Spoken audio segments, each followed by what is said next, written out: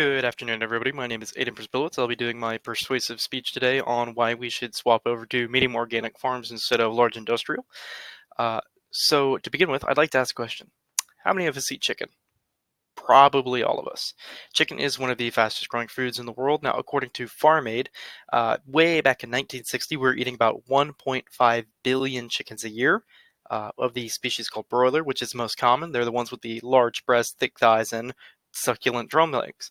Now, as of the graph, according to 1998, we were upwards of 8 billion, and that number is increasing as we're at a planet with over almost 7.9 billion people on it.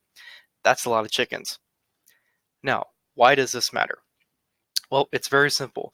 Large industrial farms do not care about chickens, they do not care about their farmers, and they do not care about the health hazards that they have. Now, to prove this, I'd like to present some facts for you. First and foremost, chicken health. Now, when most of us think of a chicken, we think of a large, plump, fat bird, but the problem with that is that's 45 days after they're born. Chickens today have been genetically modified so that their growth time far exceeds what it should actually be. The actual standard time, according to chickenindustry.com and farmaid.com, for a standard chicken to reach full healthy weight and size is 123 days. Modern day broiler chickens only achieve that in about 43 to 45, depending on the species. Now, why does this matter? Well, first and foremost, the health of the chicken. You want to care about what you put in your body. What happens to the chickens when you cause them to grow and mature so quickly, twice as fast as it did 50 years ago? You get stress on the heart and lungs, obesity, ammonia burns, broken burns, and leg deformities. Now, what this means is you have, with leg deformities, birds suffering from legs and joint weakness, struggling to walk, and even lameness and lethargicness. Ammonia burns, which build up from them sitting in their own waste, leading to chemical burns and other health issues. Broken bones from legs not being strong enough to properly support their own weight. Heart and lung stress from the massive amounts of obesity from chicken fat and other muscles being rapidly built at a pace that is not healthy. Now, as for the numbers, what that means is you have more chickens getting fatter and fatter at a faster rate. That is not healthy for the chickens or for humans. What that means for farmers is they have to keep up with supply and demand. Therefore, they enter these very, very hostile, toxic, and corrupt and manipulative contracts, especially with big producers like Tyson Farms. Just in the past, I believe 2008, they had a report where butchers on their manufacturing line were actually wearing adult diapers because they weren't being allowed to have breaks or even time to use the restroom on their shift. I don't know about you, but I don't want that near my chicken. Now, on to my second point, which is it's not good for the health of the farmers. Because these farmers are forced into these very hostile, manipulative, and caustic contracts with these large companies, they're forced to live up to the company standards. Whereas before you had a farmer, they put a chicken in the yard, they throw it some corn feed, voila, 123 days later, you have a nice fat chicken, plump and ready for roasting. Nowadays, because they need it done in 45 days flat, they don't want it sick, they don't want it unhealthy. They force feed a bunch of antibiotics, a bunch of corn feed and grass feed, and even chicken stock and excess chicken parts, which makes them even sicker. But because of that, because these farmers are exposed to high amounts of antibiotics that they use in their chickens, they can no longer use those antibiotics for themselves. What that means is you have farmers who are constantly getting sick and they cannot take care of themselves.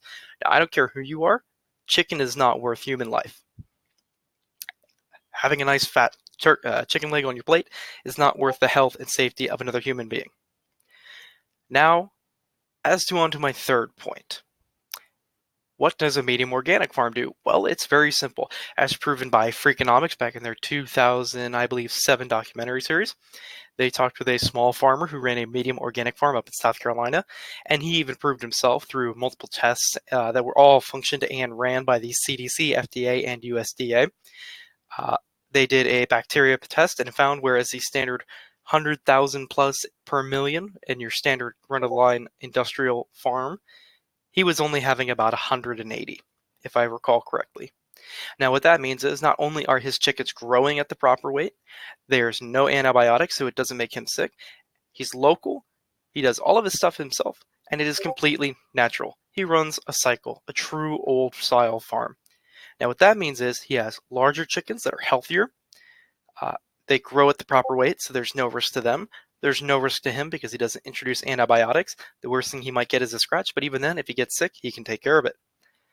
Now, what that means is he has healthier chickens, we have healthier chickens, everyone eats healthier, and therefore people are healthier. All because we take these small steps to include a medium organic farm, which really are less wasteful than large industrial, because a large industrial requires hundreds of tons of water a year for single farms. Now, what that means is not only are they using it to feed and water their crops and their animals, they're also using it to clean and to rinse their caging areas. Because despite the fact that it says cage free, doesn't mean that they're not kept in a large industrial shed where these chickens like to sit and stay and wallow in their own disgusting waste. Whereas with a medium organic farm, what you find is they use far, far less water and far, far less feed because of their natural cycle. I believe in the farmer's case up in South Carolina, he started with cows, then he went to chickens, then he went to turkeys, and then he finished it off with a fourth animal. I can't recall at this time. But it was a natural cycle from the introduction of bugs, bacteria, grasses, and other things. And he did it through a cycle. He'd take them to one paddock, start with the cows, move the next, move the next, move the next. Cows go into the next paddock, so on and so forth. He has a nice, reliable system. He saves more money by not spending it on feed. He saves more money by not spending it on water. And he saves more money plus his own health and the health of his stock by not spending money on antibiotics or being trapped by these large corporations who don't really care about the farmers so much as they care about their own profits. Anyways, I thank you guys so much for your time. I really hope you do enjoy this speech. Thank you so much, and you guys all have a great day.